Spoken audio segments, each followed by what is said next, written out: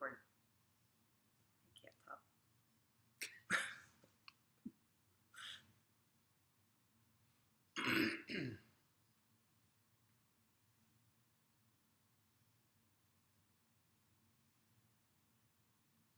I am Tricia Broderick.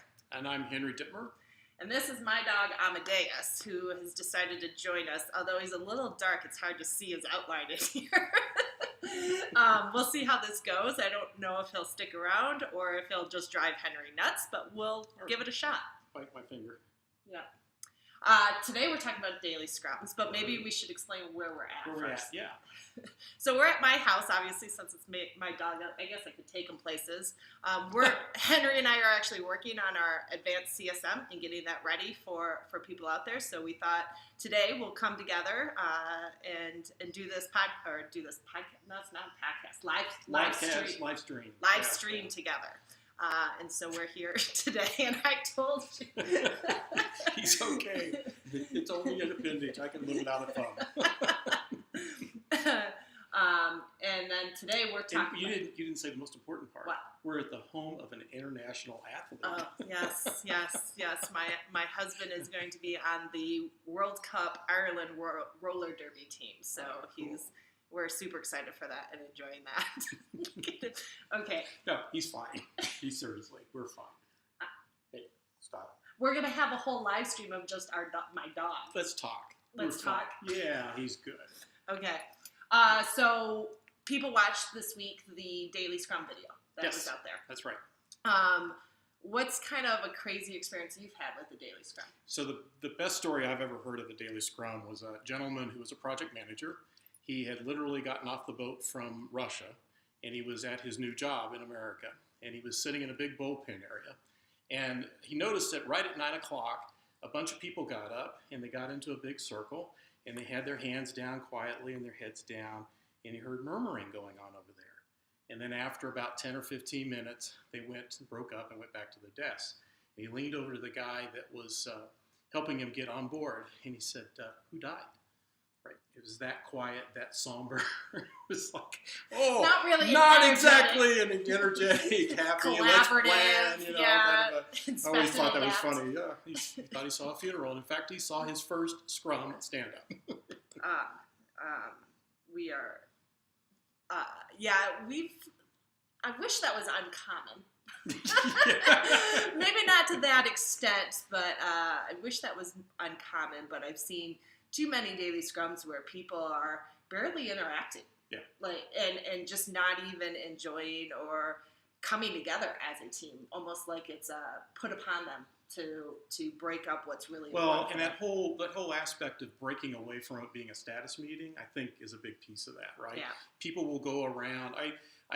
There's those 3 questions you're supposed to ask, and I love our video because it doesn't say there are 3 questions. There are 3 things that you need to take away, which is, did we get done what we needed to do yesterday? I'm getting rid of the dog. I love the dog. No, he's done. He's done. Oh, come on, Abby, come. You keep going. So as I was saying, now I'm disappointed. As opposed to doing the 3 questions one by one, right? What I always tell people, I actually line people up in a workshop with this, and I say, I want you to answer 3 questions for me, and then we ask what happened. And the person answering the question, the first person answering the question, typically is thinking nothing but about what they need to say. They're not connecting with anybody else, right? And I always ask the second person in line, I said, so what was going on for you? And they said, well, I was thinking about the answers to my questions, right? And then I asked, well, after the second person took over, first person, what was going on for you? And they said, I'm going, managed to survive that. So no collaboration whatsoever. So instead, what I like to do is have people talk about the stories. I basically, as a Scrum Master, put the ball in play, so to speak, and say, so guys, where do we stand with the first story right now? And just let the conversation happen. And then monitoring for and checking in, is there clarity about what I've even gone one step further. I've actually had it where, how like often in teams when you're the Scrum Master, they'll look at you like it's a status report and they'll try. So I have truly gone to the lengths of like kind of hiding behind somebody so they can't look at me. Mm-hmm. And it is amazing how many times somebody will try and turn around to still give me that feedback. And I have to kind of keep like not making eye contact as that Scrum Master, doing those things to encourage them actually talking to each other and engaging with each other on it. Yeah, as a coach, I will often just diagram where the conversations are coming from this person, that person, this person, then draw it and actually show it to the team afterwards and say, so what does it look like you're talking to? Who is it you're looking like you're talking to, right? As a way of kind of bringing that up. Because it really is a conversation. It's an opportunity to collaboratively talk about what's happened and what are we going to do and where do we stand. Well, that's the intent of it, right? Is that inspect and adapt for the next 24 hours. But I think the hardest part is we still use a lot of that legacy. We need the status reports, and we start those meetings off with that, and it, we're taking the notes, and it becomes more about reporting than it does actually the inspect and adapt, the work. Yeah. And so I have a hard time faulting a lot of teams that look at it as just a massive status report. When it's, for a lot of teams, that's what it does start off as. Right. On the flip side is, I also think it's really reasonable that it starts that way for a lot of teams, because I cannot tell you how many teams I've gone into where they're all individually working on independent, not collaborative tasks. Yeah. There is nothing to inspect and adapt together. They're all individuals coming together as possibly a group, but they're not a team. And so until you get some of that going. Yeah, it's a fine line between making sure that people understand that we're supposed to be collaboratively working together and sharing that we're really kind of, and you can over rotate on anything, right? Oh, but it truly is a commitment on a daily basis. Things are going to go right and some things are going to go wrong, as we say in Colorado. Sometimes the bear eats you and sometimes you eat the bear, right? But if you have an intent to get the job done and we're not expressing whether we got it done or didn't get it done, we don't know where we actually stand. Yeah. Well, and I'll see it increase over time. Where as they start to work on team, as they pair on tasks, on as they pair on product backlog items, they start actually going, oh, this is the value. Like now I'm actually starting to kind of get it and understand what we can do from it, but it is a little challenging up front. Yeah. Especially, have you ever had this, like the 15 minutes turns into 20, turns into 25? No, I've watched Scrum Masters go 10 seconds and counting. Oh, really? Yeah. No, I've had the ones where I track, so you're tracking of like how they're talking. I tracked the length of meetings.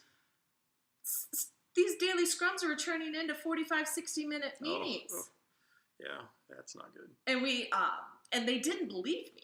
Like, that was the best part. Oh, really? They didn't. They were like, no. And I'm like, dude, this is not 15 minutes. So I would, and they're like, that only happened once.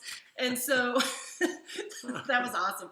So I put it up there. I was like, here for every daily scrum for this sprint, and it was a month-long sprint, here's how long this daily scrum's been taking. And they were like, they had no idea. Which on one hand is kind of awesome because they were into it and they were discussing and collaborating, but we really lost sight of the purpose of the actual meeting was to raise all of those other topics, not have them all in. Yeah, and I think that's the other trap that people fall into, obviously, is some issue comes up and we tend to be engineers in general and we want to solve it. And so now we got a problem in front of us and everybody just jumps onto the problem and tries to solve that thing. And I think the other thing that I've seen happen, particularly in larger corporations, it's usually hard to find a space to meet. And so now they got this space and it's 15 minutes. And so it's like, well, I got to take advantage of this space. So we've got everybody here. Why wouldn't we solve the problem? And that's why I really like the business of having 15 minutes for the actual scrum, really surfacing what are we going to do and what are the issues for the day, followed by 15 minutes of actually solving, because you do have the room, you have the team there. Yeah. It requires big discipline, right? But it works pretty well. We added to that. I called it the 16th minute, and I added to that of who needs to still stay. Yeah. Because we needed to be respectful that there were some people attending our daily scrum that didn't need to be in that conversation, and that's why it was important to actually make it this secondary dynamic that's happening as we go along. Right. And so having that was helpful because it gave permission for people to go, okay, my part's done, but I didn't know when I could leave. And then you get to a point where you get into enough conversations about this isn't adding value because I'm sitting here listening to them have this in-depth conversation, I'm not going anymore. And that's what you want to avoid. And so it was really important for me to like highlight that with the team and making sure they understood that. Mm-hmm. So how do you feel about people who are, a lot of teams are distributed, right? About standing up despite the fact that it's a phone call? So I definitely am in the boat of you realize how long you're talking when you're standing up. Mm-hmm.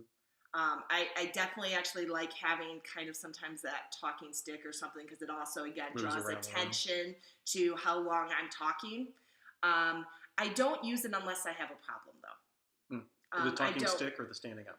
Both in some cases. Like I let the team kind of make a call on what they want to do with that. Unless I'm having an issue, then I want to experiment with one of those to draw attention to maybe someone monopolizing the time. But I've had teams that want to do their daily scrum over their morning coffee in the break room. I've had a team that did kind of like a walkie, and this was from Menlo, an idea from Menlo Innovations, Richard Sheridan, of they go for a walk every day and kind of decide, type of a thing. Yeah, and we kind of leverage that concept. So I like having the team kind of decide how they want to work together with it. But when it comes to we've got someone that's really monopolizing the time, those two aspects are really effective in drawing attention to that. Yeah. And a passive aggressive, where people are like, oh, he's talking again, kind of dynamic that is just not healthy for our team. Right. Yeah. So, but I don't force it. Consuming all the oxygen in the room is what I call it. Yeah. I typically like people starting up, standing up. Right. And then as they get mature about things, because there's also, besides for the fact that the classic, I don't like standing more than 15 minutes, there's also a psychological aspect of standing and making a commitment or making a statement about what I'm going to do today versus sitting. Right. There's something about us humans that when we're standing, it's more of a presence. It's more of an actual, I'd follow through kind of thing that happens with folks. And so it's not, I find it very, it kind of kicks it in the tail a little bit, right, and gets that kind of started. We have a question. I have it coming through on my phone, so cool. That's how this works, so that we can pay attention. Yes, it's okay. I can read it to you. So yeah, this is what worked with Jake, is I get the questions and then you have to answer them first. Oh God! I now realize that worked really well last time. Do you think teams should send out notes after the stand-up, after the daily scrum? So the one thing I think that people who are new to Scrum, who haven't been into it, don't understand is the time frames are shorter. So you're usually most people do a 2-week sprint. We're only planning for the day. Do I need notes to tell me what's going to transpire in the next 8 hours, right? If I have large projects where I want to know what's going to happen or what happened 4 weeks ago, I can understand notes carrying that forward. But you're talking about the next day. No, I think I don't like it. So I have one situation where I do. Oh, really? We have a lot of people that are sometimes out or time zone issues. And yes, we want to limit that, have everybody that be co-located and all this good stuff. But sometimes they do have a time zone issue where somebody can't attend every single one of the daily scrums. And it's something you can't capture on the storyboard? I think there are still some impediments and things that I don't want that person to have to go search. And so I'm not trying to write scripted notes as a Scrum Master of exactly what everybody said and things, but I think trying to incorporate them and make them feel like they're not having to do all the work to go find stuff includes them and brings them in a little bit. I did have once a team member that really... He just had a hard time processing all the information verbally. Oh. Interesting. And we talked a little bit about what level could we do, what would make sense, because it was challenging. I didn't want to get into a habit of just doing something that we've always done with taking the notes, but was there some benefit for him in terms of being able to see it? And so we experimented with it, and ultimately he ended up actually using more of the other artifacts and being able to get that information there. But he did struggle a little bit processing it right there in the moment. So do we dare say that you would take notes if there's value associated with it? Well, imagine that. Oh, imagine that. It doesn't say no documentation. It says that, over comprehensive document, right? Yeah. It's relearning what's valuable. Right? Yeah. That does so bring that to was from mind. Jeremy. Thank you. And Jeremy. actually, I might change. I might, because there's another question besides for the three that we always ask this. We're supposed to ask, right? What did you do yesterday? What are you committing to do today? What impediments you have? The other one that I found that's really cool is, what did you learn yesterday? Right? It's kind of the functional, dysfunctional questions of the impediments. And that's knowledge brought to the team. Oh, I didn't think about it, but I found out that nice. I've never used that Yeah, before. so we could put those in the notes. Look at that. You could write a blog post on my blog for that. Oh, good. Spreading the love. I actually would have trouble. That's fascinating because I would often, one of the techniques I used as a Scrum Master was when they weren't talking about impediments. We'd go daily Scrum after daily Scrum, and there was never any impediments. Everything's going wrong. Yet everything's going wrong, and no one was talking about it. Is that I got rid of the first two questions. Like, we're only going to talk about impediments, and it drew attention to the fact that no one was talking. Right. And it drew attention to the fact that we weren't having these discussions, and then we could really talk about that in the retrospective. But it never dawned on me to do something like, what have you learned, which would increase that trust and that vulnerability in order to really address those impediments. That's fantastic. See, I just learned something, and it's on my live stream. I love it. I'm already noodling on what else we can do with that. It's fantastic. So. Well, that's good. Okay. Anyway, did we get another question? Yes. So the question is, what's been the thing that hurts the daily Scrum the most in being effective?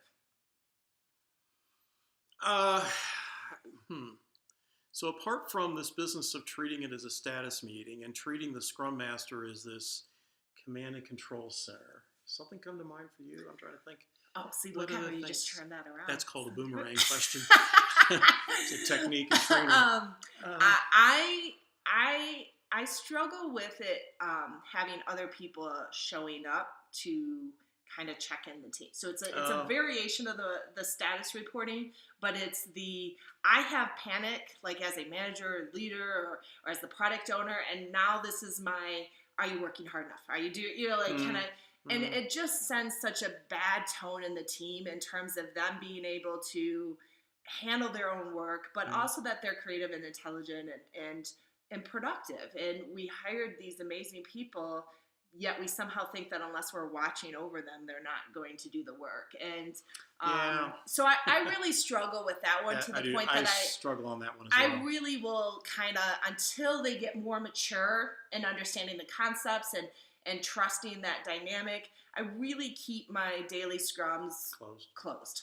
And that has caused a lot of problems when I wouldn't let people come in. But at one point, I remember sitting in this room, and there was the team was, there were about 10 of us in the room. And suddenly there were more people outside of the team than inside the team. And it was because we were going to be releasing something tied to another one of our products in the organization.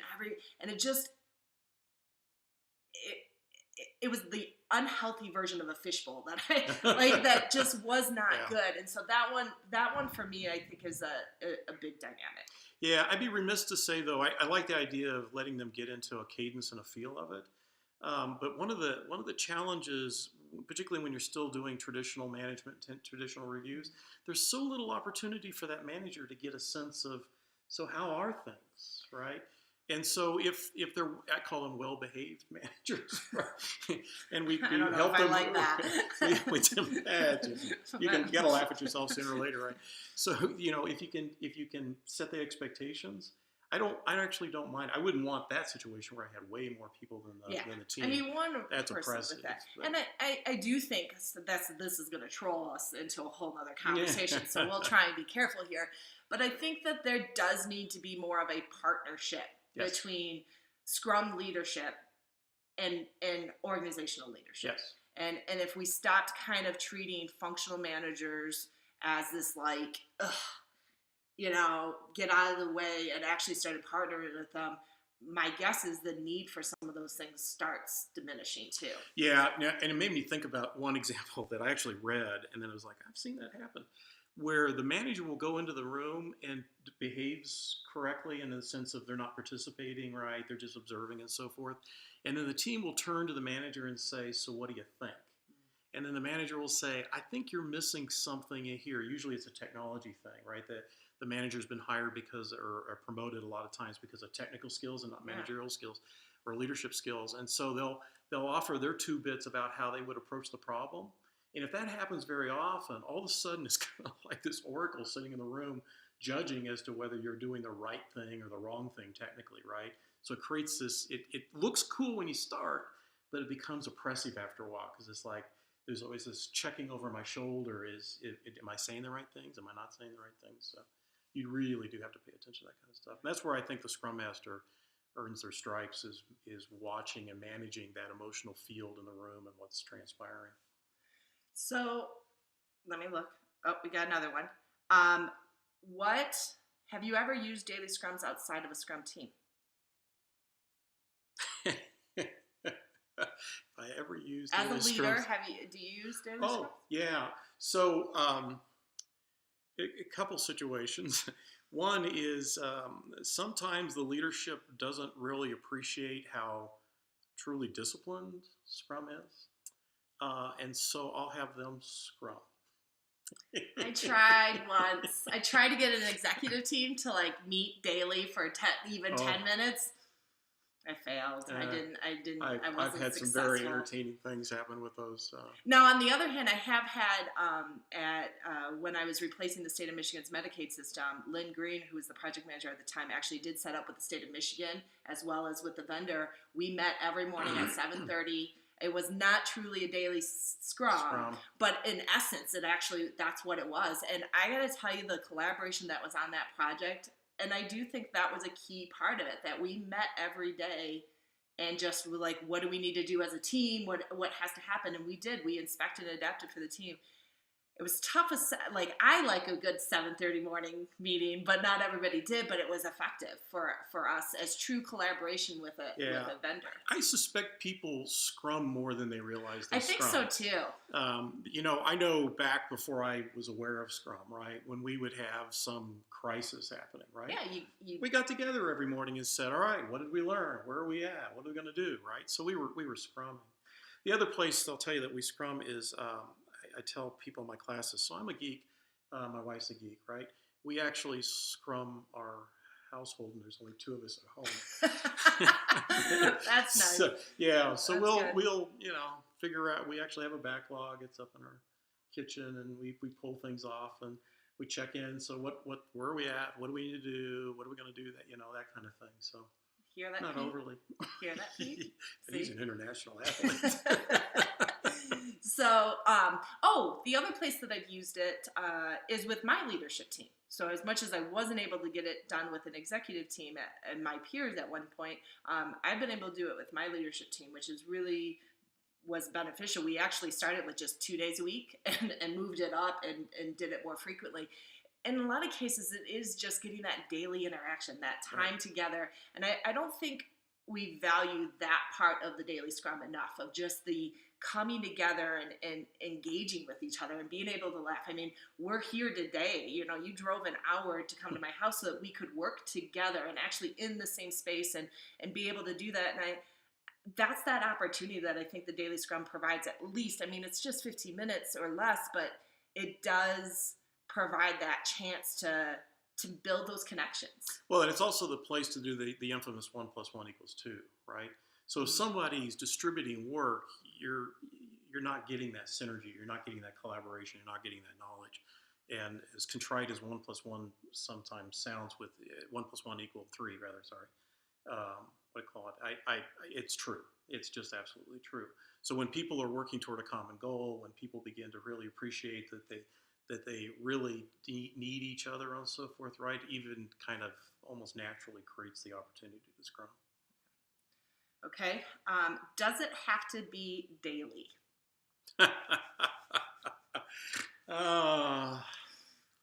This is where we could get in trouble. We could get into trouble here. Or at least I could as a Scrum CST maybe, but yeah. So we'll see. In my experience, when starting, yes. I have seen teams, I think it becomes very contextual. The question in my mind is there clarity of how people are collaboratively getting work done and that they know collectively where they stand? So if I was to walk into that organization and you weren't doing a daily scrum, I'd be asking, so what's Tricia working on over there? And if you can't tell me, I'm a little worried, right? Or where do we stand on getting the scrum done? I'm a little worried about it. I've seen teams do it, but they typically were very tight. They were very high performance. They were already teams. meeting basically. They were, and so they basically, it happened throughout the entire day. But I could go in there and they could pass my test. Yeah. Right, so to speak. So I have probably flip-flopped on this a little bit. So I would have been in that same boat of exactly with it. And then I had a scenario where we moved some people around and a few people had come into my engineering department and on one of the teams, and they were fighting over whether or not they were going to do a daily scrum. And I was at this point, I wasn't the scrum master anymore. I was the director of development. So I'm kind of getting this information from secondhand. And it was fascinating because one of the developers was just like, we've been fighting longer about this than if we just tried it, right? Yeah. And so they ended up deciding initially to only do it Monday, Wednesday, Friday. And then the fascinating thing is I spent a lot of time with that scrum master because that was my concern too. I was like, it's going to be harder for you to continue to bring them together. What are you going to do and how? And he had this great plan of what additional things he was going to start bringing them to collaboration. And his statement to me really registered of saying, I want them to own their daily scrum. And me telling them they have to have one is not going to get that. And it was kind of like, yep, you're 100% correct. And so the challenge for him as a scrum master was, how does he get them to that point? How does he make sure that they see that value, understand that value, draw from that? I would say, I think in my memory, it's been a little while, I would say it only took them a couple months before they got to a place where the experiment got promoted, and action item in retrospective that got promoted was, let's go to a daily scrum. But it was truly at that point, it wasn't Agile Kool-Aid. It wasn't somebody read a book at that point. It was them going, we see value. Now let's increase that value. Yeah. And that was really powerful. And it was a great reminder to me of going, we can know what core scrum is. And we can know that the challenges are going to happen if you don't do core scrum. But at the end of the day, I have to have you be agile. I have to have you have the growth mindset and have the ownership. And so sometimes the best scrum masters are the ones that are instilling that, not just the knowledge of exactly what that practice is. Or even leading that. So you can't, that for me was, you see a lot of teams wanting to get rid of events. Retrospectives aren't as, they're boring at this point. The question I would be having is, what would make the event valuable, right? So we don't think we need the daily scrum anymore, right? Is it because we're able to accomplish what's in the daily scrum? Or is it because the way we're running the daily scrum, the way we're working together in the daily scrum isn't creating value? Or the way we're working, period. Period, yes. Yeah. So what would we do? So I would be asking those questions before I just punted. Cool. Well, we're at 9:28. Cool. And we have a live stream here. We need a dog.